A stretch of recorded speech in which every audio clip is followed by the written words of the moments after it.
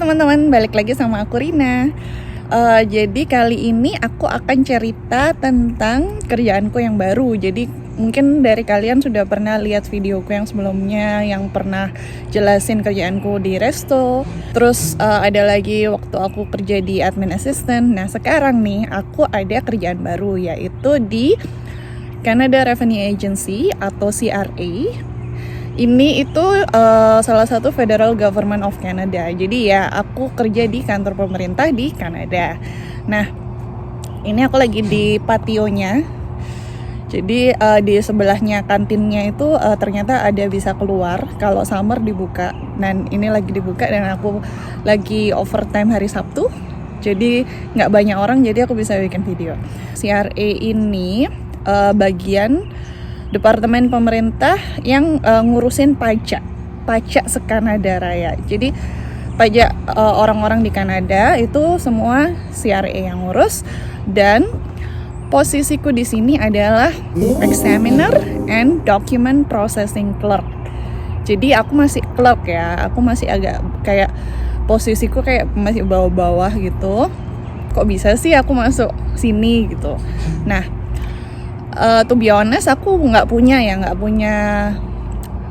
degree accounting atau apalah itu, tapi aku punya degree financial planning yang nggak seberapa nyambung sama kayak pajak-pajak accounting gitu. Oleh karena itu, aku awal mulanya ada di posisi clerk gitu. Mungkin sekilas aja job deskku di sini itu, misalnya ya satu Kanada itu ada 3 tax center.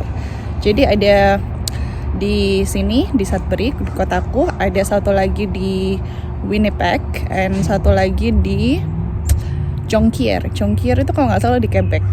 Nah 3 tax center ini mengurusin semua tax return seluruh penduduk Kanada.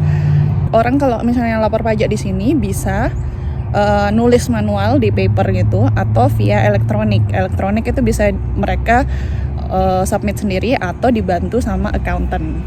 Dari 27 juta orang yang lapor pajak, itu ada kalau nggak salah 93% itu apply dari elektronik dan sisanya dari paper. Nah dari paper ini anggap 10%-nya itu udah berapa juta? 2,5 juta paper return yang harus kita proses. Dan kita juga harus proses electronic return juga kan. Tapi kalau electronic return lebih gampang sih. Nah untuk paper return ini, kalau paper return ini kan ada kebanyakan orang mostly kayak salah ngitung, ada salah nulis, misalnya harusnya di kolom ini tapi dia salah nulis di kolom bawahnya atau gitu-gitulah.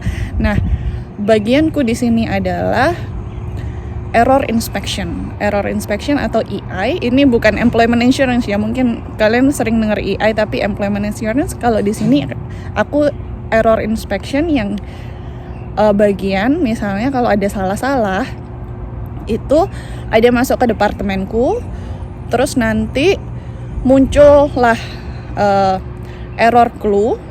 Misalnya ada error clue 304. Nah 304 itu apa sih? Oh salah calculation error at bla bla bla. Nah itu ada step-stepnya tuh yang harus kita lakukan untuk nge-clearkan error clue itu biar tax return ini kayak bersih gitu loh, udah bagus. Jadi tugasku yaitu tadi error inspection. Jadi benerin error clue yang muncul. Nah itu sistem bisa tahu error clue yang muncul apa aja, nanti kita ada langkah-langkahnya sendiri buat nyelesain itu. Nah kenapa sih aku kok baru bikin video sekarang, padahal kan ini aku sudah keterima kerja di bulan Februari, which is 3 bulan yang lalu. Sekarang udah pertengahan Mei, akhir Mei. Nah kenapa sih kok kayak gitu? Alasannya adalah CRA ini guys nge-hire kontrak. Jadi aku di awal cuman dapet kontrak aja selama 2 bulan. Bayangin, jadi pertama di-hire itu Februari tanggal 7, kontrakku selesai akhir Maret. Jadi Februari sama Maret 2 bulan. Nah alasannya mereka itu karena end of fiscal year. Jadi end of fiscal year itu maksudnya akhir tahun, tutup bukunya mereka itu di bulan Maret. Makanya oh ya udah deh, aku udah ini 2 bulan gimana, si Ray juga bilang udah ambil aja nggak apa-apa, coba aja dulu gitu. Padahal kan aku nggak ngerti setelah 2 bulan diperpanjang apa enggak, tapi mereka bilangnya mostly diperpanjang. Nah setelah 2 bulan aku kan di training 2 minggu di posisiku sekarang EI. Nah di awal-awal itu kerjaan buat EI itu nggak seberapa banyak karena yang file pajak di awal-awal itu nggak banyak. Jadi ada beberapa orang dari batchku, mungkin sekitar satu batch yang masuk tanggal Februari 7 itu ada 50 orang. Nah dari 50 orang ini diambil 8 orang buat di training di departemen yang lain. Nah untungnya aku ini termasuk salah satunya gitu. Jadi aku sudah ke-train di EI, aku ke-train di ada namanya data capture, sama aku ke-train di departemen beda lagi, ini namanya SEPV. SEPV itu Canada Emergency Benefit Validation. Jadi mungkin bagi kalian yang beberapa kalian udah ngerti kalau waktu COVID Kanada itu ngasih benefit. Ada yang ngasih 2.000 per bulan. Ada banyak orang yang apply. Misalnya dulunya kerja tapi nggak kerja, itu mereka bisa apply asalkan memenuhi persyaratan-persyaratan tertentu. Nah, pada saat itu kebanyakan orang daftar kan, tapi nggak semua orang eligible.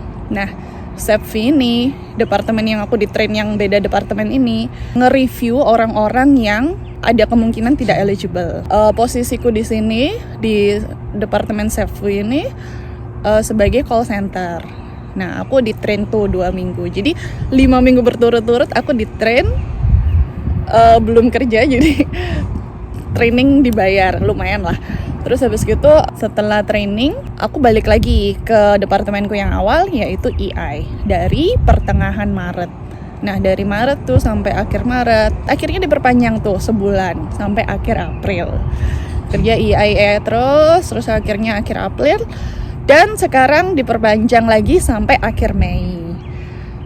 Aku masih di EI sampai akhir Mei ini, dan karena aku sebelumnya sudah di-train ke SEPV, aku dikasih offer buat balik lagi ke ini call center ini yang benefit validation ini di bulan Juni sampai Juli tanggal 15. Jadi buat kalian mungkin berpikiran oh udah keterima di Government of Canada enak Erin gitu, tapi ternyata CRA ini, atau aku nggak ngerti ya di semua departemen, maksudnya di semua federal government atau cuman di CRA ini aja yang memberlakukan kontrak. Jadi kontrak gitu. Kadang temanku tuh ada pernah yang cerita kontrak diperpanjang 2 minggu, diperpanjang 2 minggu.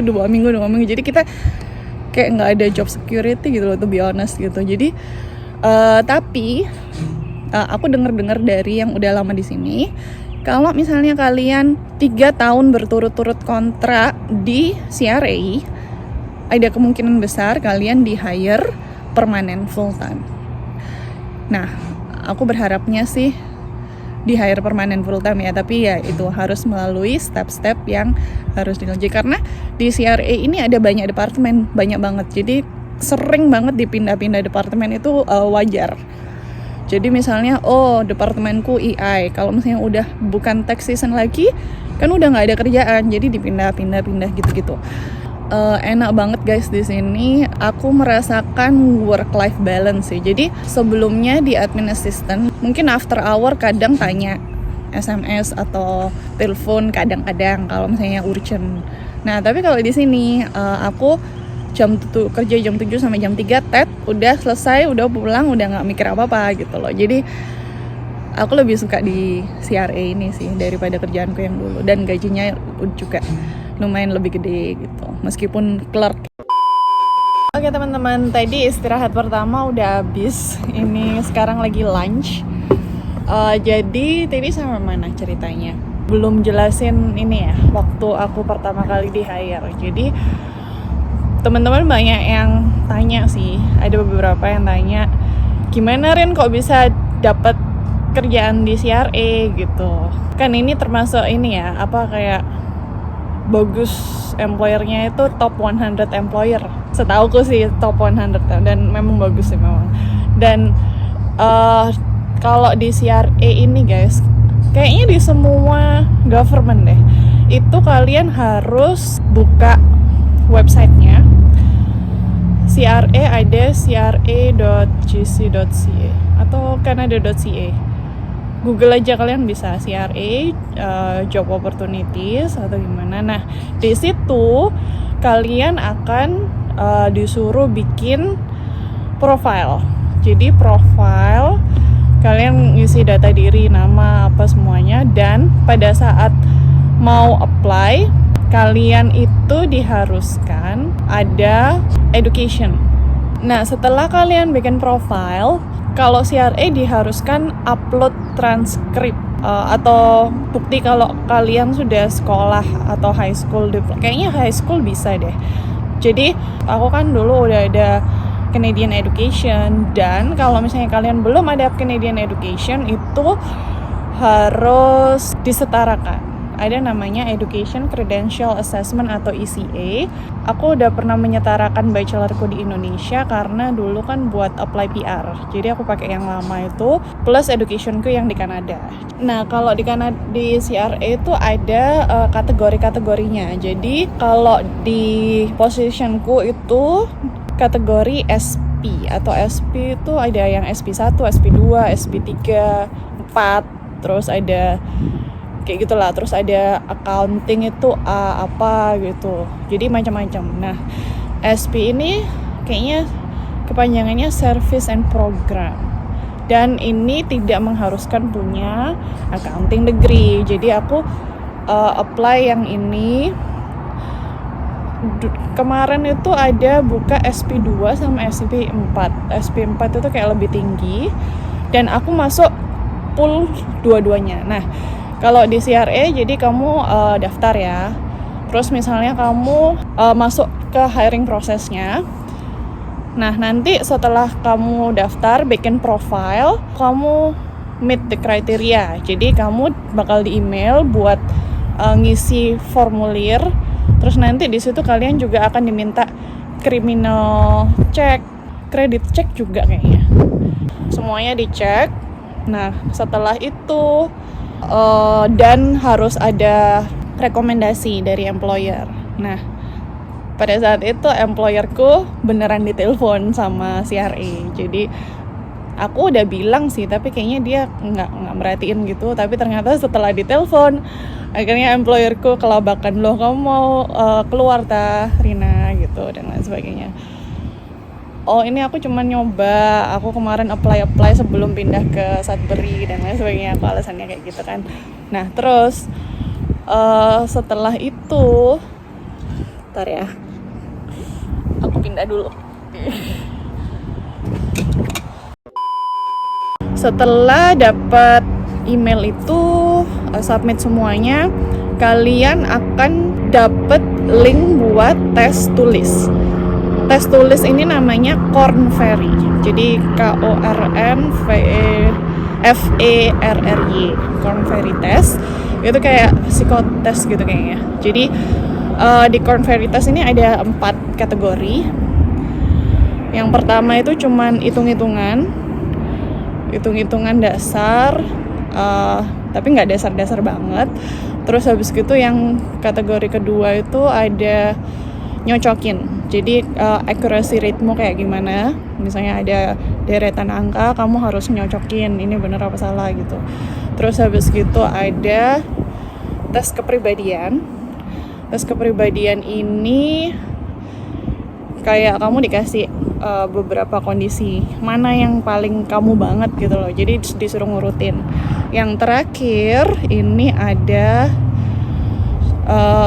tes gimana kamu memahami suatu cerita, passage, atau ya pokoknya pilihan ganda lah. Nanti kamu dikasih suatu keadaan, kamu harus jawab pertanyaan. Udah gitu aja sih. Jadi kalian dikasih link, terserah kalian mau, karena COVID jadi ini pas kemarin aku tesnya itu online, jadi bisa di rumah atau dimanapun, tapi kalian benar-benar nggak boleh terganggu dan nggak boleh nge-cheat atau apapun itu. Nah, jadi setelah dikasih link, kalian dikasih waktu seminggu kalau nggak salah, seminggu untuk menyelesaikan itu.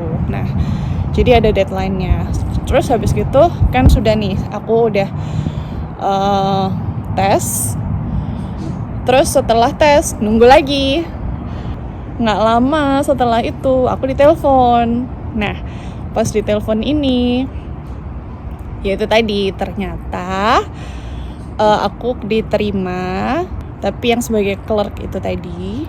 Aku shocknya di sini, di posisiku sekarang ini nggak ada interview guys. Jadi dengan berdasarkan tes tulis aja sama background semuanya, pendidikan dan lain sebagainya, aku keterima.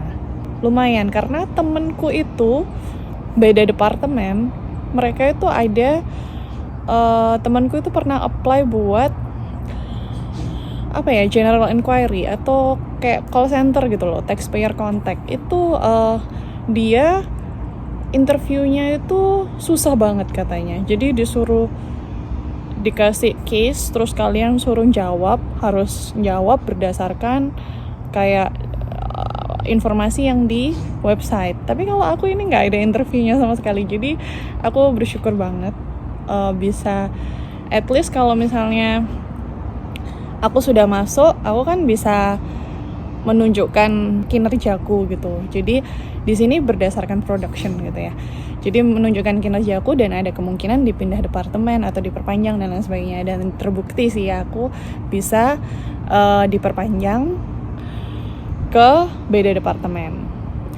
Tapi ada beberapa juga yang nggak diperpanjang, to be honest. Jadi ini agak sedikit gambling. Dan di sini guys, aku juga kagetnya.